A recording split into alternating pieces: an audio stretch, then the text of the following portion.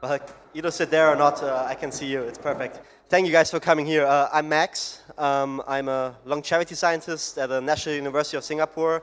We have like a center for healthy longevity there. And what my interest is as a researcher is like to develop novel drugs that can extend health span, but also maximum human lifespan. And I believe that psychedelics have to play a role in that, at least for health span extension. But maybe when we want to start, why do we actually want to get control of the aging process and develop drugs that could modulate it? I think probably one of the strongest arguments it's the argument of economy or economics. Because we are in a world where more and more people are aging. We have more and more old people. Those old people will get sick eventually, and that will cost a lot of money, given that like the most money spent on healthcare is like those last few years of your life that are very horrible. And if we could keep them like healthier for longer and compress mobility, that would like save states, countries a lot of money that we could spend for other things. Psychedelic research or like better housing, better childcare, whatever you have in mind. Then for me as a scientist, personally, I think just the scientific obstacle is like very tempting. It's when we as humans develop novel drugs or create new things, science is always like a little bit the engine of progress there, and it's like, that's what we as humans just do to like advance civilization, and just see, can we do that? Can we like one-up nature and make things better? And then usually nobody likes aging. I think there's a very emotional component to it, that like people, when their memory is waning, their cognitive function is declining, and they become weak, and the once strong and youthful body becomes like old and wrinkled. And then ultimately, if you think that dying is not a good idea, or that any kind of death is like not good, and thinking that aging could be solved and thereby we could prevent more death, it's almost like a moral obligation and also something that we humans do. But moreover, aging is the root cause of like almost all age-related diseases, and slowing, stalling, or reversing the aging process will prevent those diseases, or most of them. And this is like a little bit of a different paradigm than our currently medical paradigm, where we're trying to cure symptoms, like trying to solve cancer once it's happened, trying to cure Alzheimer once it happens. And so far, most of this approach has failed us the last 50 years. Most cancers are still unsolved, most people still die from cardiovascular disease, and Alzheimer is like still a big thing. But aging is in the center of all those diseases, and if could we slow it or reverse it, probably those diseases in most cases wouldn't happen. Moreover, let's just assume we would cure cancer. That probably would only add 3 years to our lifespan. Even if we would cure cancer and cardiovascular disease, maybe that's like another 7 years. Because the problem is, you have to find new solutions for each of those diseases and tackle it from like different venues. On the other hand, if we get control of the aging process, experts estimate that we could add another 3 decades that are like healthy and disease-free. But for the audience here, why do we age? I mean, scientists debate that, and I think you can roughly narrow it down to 3 things. One is like, over your course of your life, damage is accumulating in you. You have like certain network and metabolic pathways that are like just breaking down, so connection is not there anymore. And then there's probably also like some programs that are good in childhood and when you're younger, and they just go haywire when you're older and are not that useful anymore. And that leads to aging and to all the phenotypes, like just looking old, but also like cognitive decline, frailty, menopause is de facto a disease of aging, or accelerated aging, how we call it, pain, disease, and ultimately death. The good thing is, aging is malleable. Like over the last 20 years, scientists across the globe have tried different interventions on lab animals and figured, well, okay, we can make live worms 2 times longer, we can make flies live longer, mice up to 40%, and I think mice is interesting because it's at least already a mammal, and they're not only living longer, but they also like look healthier and they behave healthier. There are currently studies going on in like companion animals like dogs and pets like cats, and on humans. The problem obviously is like with humans, if you really want to see if a drug or something like that is like extending lifespan, you would have to wait another 80 or 100 years, right? So that's not really feasible. So what we need is like an intermediary way of like measuring the aging progress. And we can do that. We can measure aging. And if you think about it, your chronological age is like you're counting your birth dates, right? Every time from your year that you were born, you just count and say, I'm 50, I'm 30, I'm 27, I'm 70, whatever. And another concept is like that one of biological age, which in a way measures your molecular makeup and determines how old you are. For example, if you're 50 and your molecular makeup is like more like that of a 30-year-old, you're probably aging way better than your peers. You are like less prone to diseases and your mortality is like lower. At the same time, if you're 50 and like all your markers look like you're 70, probably not so good. Your biological age is like older than you are. And for that matter, we built biological aging clocks, tools, algorithms that in a way analyze all your metabolic data and say, okay, that's roughly where you fall in the cohort and what your age is. And different companies use different kind of biological measures for methylation, lipids, glycans, sugars. And with that, we can measure your rate of aging. We can predict a certain onset of disease, like 10 years in advance. But we can also measure the impact of interventions, right? So we don't have to wait those 80 years anymore to see if we're actually doing something against aging. So far, our best bet for now is lifestyle. There's like really currently like no real drug out there that say, okay, it really reverses or slows your aging process, even though some people might make the claim. But I mean, get your foundations right, be exercising, have good physical fitness, have a healthy nutrition, sleep well, avoid stress, all the things that you currently probably know, but are sometimes like hard to follow. But and all those things probably will get you to like a healthy 80 or 85-year-old, right? But some people are able to live to 120. I mean, that's currently the maximum lifespan as far as we know it. And I think those people who live that long, it's mainly due to luck right now and circumstances that you cannot really control. It's like your genes, your environment. And therapies or medications currently not doing much. They're doing a little bit, and obviously lifestyle matters. But I believe that in the next 30 years, we probably could make everybody or most people live to 110, 120 by developing novel therapeutics in a way, taking luck out of the equation of how you're aging. And researchers all over the world and companies trying out novel therapies, trying to reprogram your epigenome, gene therapy that rejuvenate you, replacing organs or your entire blood, the fluid that goes to your brain, replacing like organelles, in a way like with younger organelles and such. So I think we're like in the shift where we're like able to really reprogram biology and make that useful for our aging process and thereby extend our lifespan. Until then, I think what we want to really consider is more like healthy longevity medicine. That means like keep track, measure yourself, measure your blood, measure how you feel, and hold yourself accountable. And probably because we have all those measurements, not one human will like analyze it anymore, but you will have like algorithms behind that then determine, hey, be careful. Those systems maybe of your body, maybe your organ is failing, replace it in the future. But keep your lifestyle interventions going, still have built this foundation. And I think slowly we're testing interventions that are probably good to longevity. They probably won't do that much yet, maybe add you 3, 4 healthy years.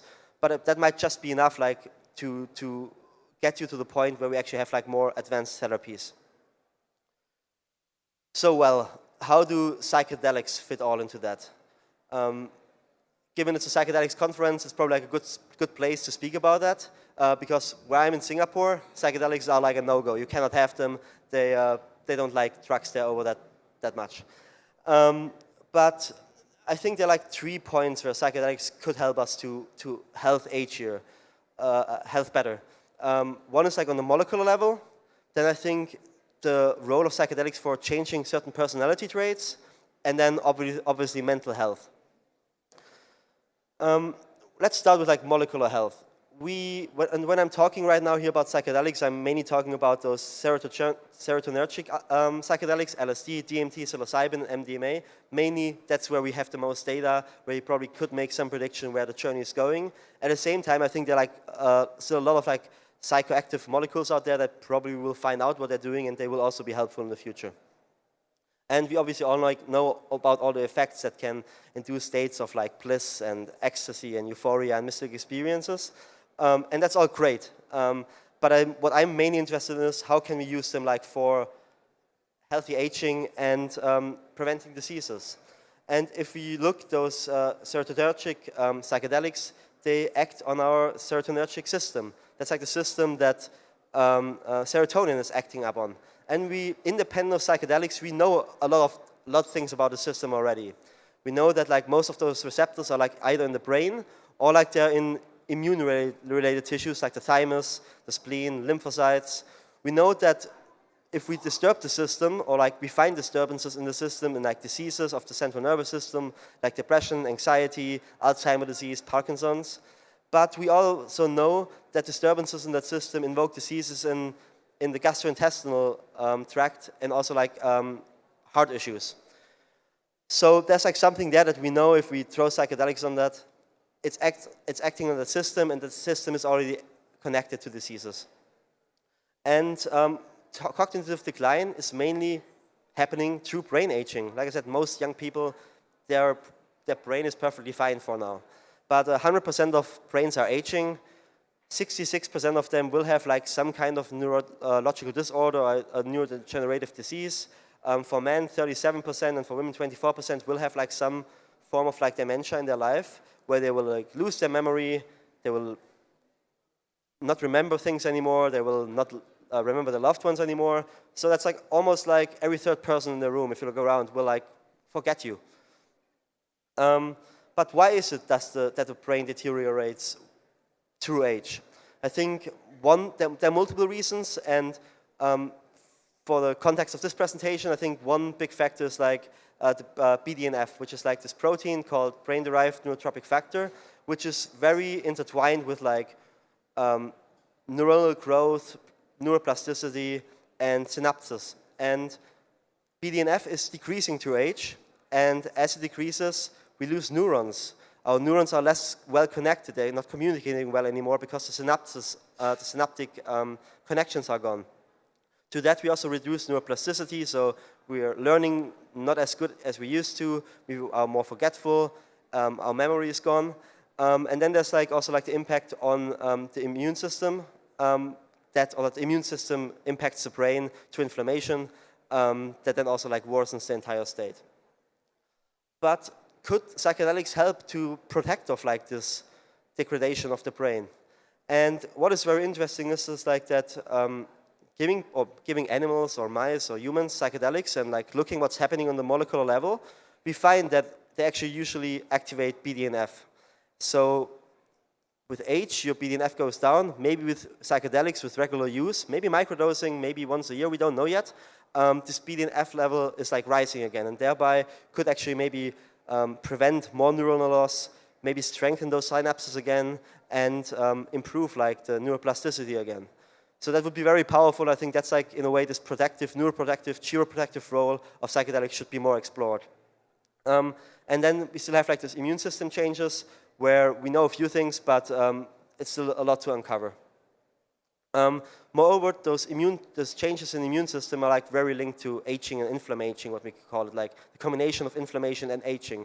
It's like this systemic chronic inflammation that builds up over your age. And almost all chronic diseases have higher levels of inflammation with them, be it cancer, cardiovascular disease, neurodegeneration, whatnot. And we know that psychedelics can decrease inflammation. They activate anti-inflammatory pathways, they decrease inflammation, and maybe microdosing is the way to go, that every few days, if you take that, it reduces your baseline, and that makes you just live healthier and longer. But like I said, that's like some speculation in there, and more studies are being needed, and those studies should be done. The next thing is, now that we were in the molecular world, let's go leave that for a little bit and look what psychedelics do to personality, or what aging does to personality. I mean, we all know those people that are like 70 and they're still like very energetic. They like seem more like 55, right? They're adventurous, youthful, they talk, they run, they jog, they dance, they're outgoing. And when you ask them, they would probably say, I feel younger than I am, right? And it's nice, and I hope more people could be like that, right? Because a lot of other people are not like that. They are at home, they're like sad, they're not moving much anymore, they don't have energy. And this perception of how old you feel is called subjective age. And we know that people who have like an older subjective age, like people that feel older than they have like rapid physical decline, they have cognitive impairment, they are like more likely to have depression. And on the other hand, people who have like feel younger than they are, their brain structure is healthier. They have higher life satisfaction, and in general, they report that they are actually in good health. That's not necessarily causative, but it's interesting that we have this observation that, given that like the humans are like a psychophysical organism in a way, that there's like really this binding that one probably impacts the other. And if we can impact the psyche to psychedelics, probably that will help the body as well. And linked to that is like this 5-factor model of personality. It's also called the Big Five. It's like a way that psychologists try to figure out what personality is, right? And it's made of like openness, neuroticism, extroversion, agreeableness, and conscientiousness. And especially openness, neuroticism, and extroversion seem to be very linked to subjective age. In that people with like a higher openness have like a lower subjective age. They have like higher openness seems to be indicative of like less all-cause mortality, and it's just linked to it. On the other hand, neuroticism is almost the opposite. It's like people who are neurotic are more anxious. They usually think they are older than they are, and they also like seem to die more frequently, which like is like an interesting combination there. And openness and extroversion, they both decrease with age. When we age naturally, whereas like neuroticism is first going down, and then until 80 and then slowly going up. But we know that multiple psychedelic studies have shown that they can induce lasting changes in these three traits. Especially like psilocybin and LSD seem to boost openness and extroversion and decrease neuroticism. So maybe just by changing this personality of those people, they will live healthier longer. Maybe just those people who are like 65, they just retired and they always wanted to go like on this road trip or travel the world or start new hobbies. But now they're like 65 and a little bit stiff, a little bit afraid, and maybe it could help them. Psychedelics could boost them into be open-minded again and trying new things, picking up new hobbies, and thereby just increase their physical state more. They start living again or start more living, and thereby live healthier longer. So, and that brings me like to the last point of mental health. I mean, there's obviously more data on mental health generally that the psychedelics are beneficial for anxiety and depression. But anxiety disorders and affective disorders like geriatric depressions are like the two most common mental health disorders in the elderly, right? And what is interesting, biological age I was earlier talking about is increased in people who have like anxiety and depression as well, right? So there's like a connection to aging of those disease states as well. And we know that like LSD, psilocybin, MDMA, they can decrease depression symptoms and anxiety symptoms. So given that like we're trying to age healthier, maybe people should like, or like especially like people with mental health issues, should try them out. Once obviously more research has to be done of like how efficient it is, also like how efficient it is at certain ages and whatnot. But maybe if you could just also like decrease the baseline for those people who like suffer from those age-related diseases would be probably quite powerful. So what I want to leave you here with is like that you should know that aging is malleable, and like people are working on that, trying to figure out how we can tweak the aging process. And then probably like in the next 30 years, we'll have like new medications, new therapies, new treatments that will impact directly our aging process and make us live healthier and younger, and maybe also increase our use span. Then on the psychedelic side, they impact your molecular health through BDNF and anti-inflammatory. We need more research, but I think it's looking good. They can change the personality of like older people and like reset it to a state where it is younger and probably more hopeful for them. And then obviously like the big thing is like mental health, where it's very powerful. And yeah, with that I'm opening up to questions. Live long and prosper, and talk to me if you want to know more about this intersection. Thank you.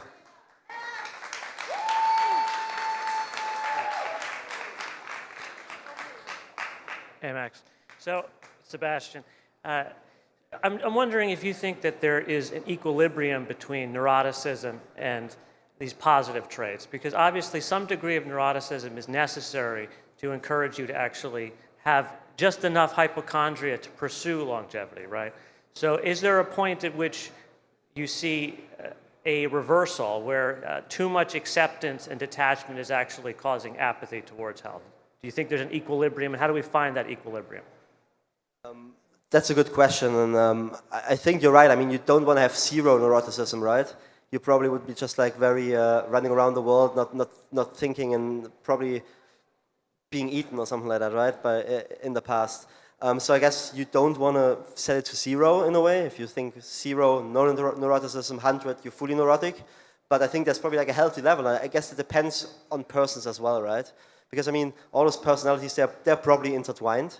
They're like connected to each other. What's the right level there? I don't know. But I think there's always a level where I could say it's too much. And you probably don't want to be in that level. As long as you're outside of too much neuroticism, you're probably fine. Hey Max, awesome talk. Tim Peterson from VitaDAO. So I have kind of philosophical questions. So I kind of think about my dog, and if we think about our pets, they don't really seem to learn. They're just basically happy all the time. So I think one of the downsides of being someone who's interested in longevity is, well, if we are always in this kind of, if we're able to kind of restore ourselves, we associate living longer and getting older with being wiser and kind of learning and having kind of different memories.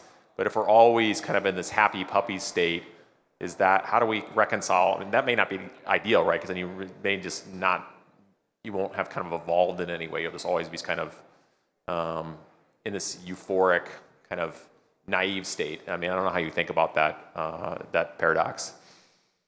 Yeah, I'm not sure if it's going to be a naive state. And obviously there's like something said about wisdom and life experiences that give you wisdom. And that's obviously useful. But at the same time, like I said, most people who are wise are old and they're like less plastic, right? I mean, they're not, in a way, they still make experiences, but I'm not sure if they really fully use those experiences to create new things. I mean, if you look at most companies, right, they're usually started by people between their 20s and 40s or something like that, right, that are truly innovative, right? Most 70-year-old people don't create like the next big companies that are like very innovative. The thing maybe where this could be going is like if you have the wisdom, but still have like the traits for innovation or something like that, that's almost like more like a superpower, because then you have experience and know what can go wrong, but you also are like open-minded enough to like venture in like different thoughts and different areas and different ideas that you might otherwise not have gone because you were not naive enough anymore to try it out. Does that make sense? Any other questions? Going once, going twice. All right, please, hand of applause. Thank you.